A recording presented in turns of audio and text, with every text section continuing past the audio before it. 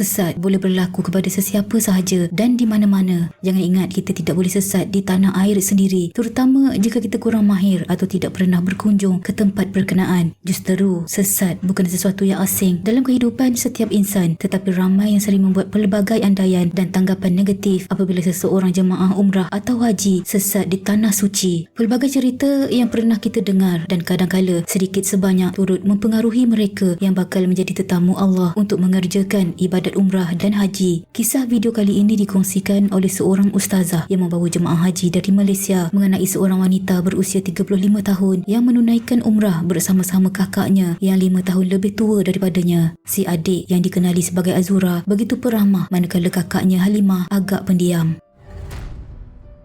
Kunjungan kali pertama ke Tanah Suci sudah tentu menjadikan mereka teruja untuk beribadat dan berziarah. Sejak mula mendaftar pakej umrah, Azura banyak bertanya manakala Halimah mengikut sahaja dan melayan perlakuan adiknya. Azura dan Halimah duduk sebilik dengan dua lagi jemaah wanita. Mereka dua beradik sering dilihat ke sana kemari bersama-sama. Di Madinah, segala-galanya berjalan lancar sama ada untuk beribadat maupun berziarah. Tiba hari ke Mekah, semua jemaah berkumpul di lobi menaiki bas bersama-sama dan bergerak dalam kumpulan untuk menyempurnakan rukun umrah. Esoknya, jemaah berehat selepas keletihan menempuh perjalanan dari Madinah ke Mekah dan menyempurnakan umrah, sa'i dan tahallul. Tiba hari menziarah sekitar tempat bersejarah di kota Mekah, semua tampak girang dan kembali bertenaga. Bagi mereka yang tiada keuzuran dan mahu mengerjakan umrah sunat, begitu digalakkan kerana jemaah akan turut berkunjung ke tempat mikat di Jaranah. Berangkatlah jemaah ke tempat bersejarah bermula dengan Jabal Nur, Jabal Sur, Padang Arafah, Jabal Rahmah, Muzdalifah, Mina dan Jaranah. Begitulah destinasi lazim yang dikunjungi sebahagian besar jemaah umrah. Saya ditugaskan untuk memantau jemaah di dalam bas B, manakala Ustaz Nasir bertanggungjawab ke atas jemaah di bas A. Azura dan Halimah di dalam bas A. Bas bergerak serentak, bas A di hadapan bas B.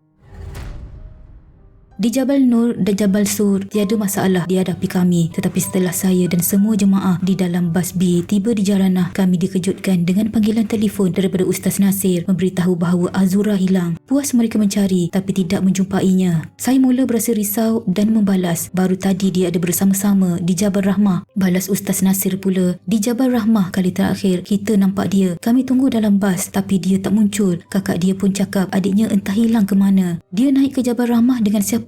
Kakak dia tak ikut ke? Soal saya bertalu. Dia naik ke Jabal Rahmah dengan jemaah lain, tetapi mereka cakap tiba-tiba dah tiada. Balas Ustaz Nasir, cuba cari lagi Ustaz, mana tahu jumpa nanti. Pinta saya, ya kami cari Azura. Puan Hajah jangan risau sangat, insya-Allah ada nanti, ujar Ustaz Nasir. Saya dan jemaah di dalam bas B pulang semula ke Hotel Saraya Ajiat setelah melafazkan niat ihram di Jaranah yang terletak kira-kira 17 km dari Masjidil Haram. Saya bingung dan bimbang seketika kerana tidak menerima sebarang maklum balas daripada Ustaz Nasir. Saya menunggu mereka di ruang lobi. Hampir waktu zuhur, jemaah dari bas B tiba di hotel. Saya tidak nampak kelibat Azura, manakala Halimah pula kelihatan amat kusut. Jemaah sebilik dengan Halimah menenangkannya. Sejurus melihat Ustaz Nasir, saya terus mendekatinya. Macam mana Ustaz? Tak jumpa ya? Apa kita nak buat sekarang ni? Soal saya makin buntu. Dah puas kami berlima cari dia. Lebih 1 jam, tapi apakan daya, memang Allah tak izinkan kami bertemu dengan dia. Berdoalah. Mudah-mudahan dia balik ke hotel nanti, ujar Ustaz Nasir yang bermandi peluh manakala wajahnya umpama dipanggang. Begitu juga 4 lagi jemaah yang turut membantu beliau mencari Azura di Jabal Rahmah. Disebabkan kesuntukan masa mencari Azura di Jabal Rahmah, jemaah di bas A tidak berpeluang untuk ke Muzdalifah, Mina dan Jaranah. Mereka tidak dapat mengerjakan umrah sunat kerana tidak singgah di tempat mikat Jaranah kerana hampir waktu zuhur.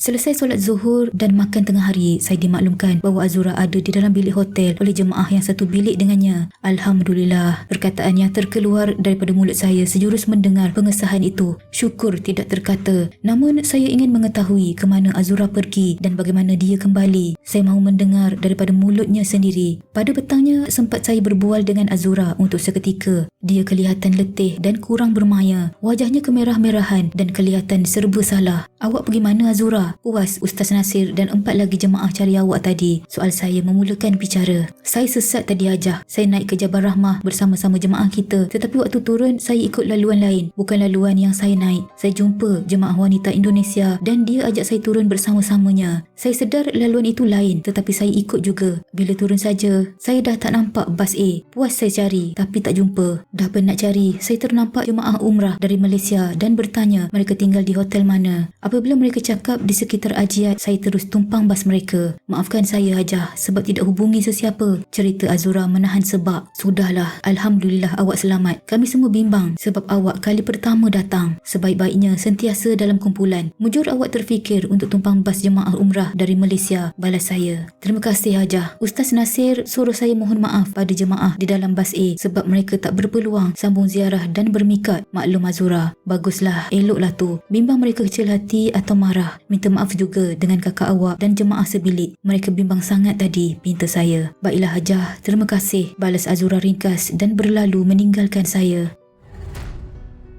Setiap yang berlaku pasti ada sebabnya. Malah kita hanya merancang dan Allah yang menentukan segalanya. Dilanjutkan cerita, saya dimaklumkan oleh jemaah sebilik dengan Azura bahawa Azura sering berleter kepada Halimah sejak dari Madinah. Mereka menganggap Azura bersikap kasar terhadap Halimah yang selalu mengalah dan mengikut telunjuknya. Alhamdulillah, selepas insiden itu Azura kelihatan mesra dengan kakaknya. Setiap yang berlaku ada hikmah. Hanya Allah yang lebih mengetahui. Tindakan Azura untuk menumpang bas jemaah umrah dari Malaysia adalah langkah bijak dan tepat. Tentunya suatu pengajaran buat semua bakal tetamu Allah.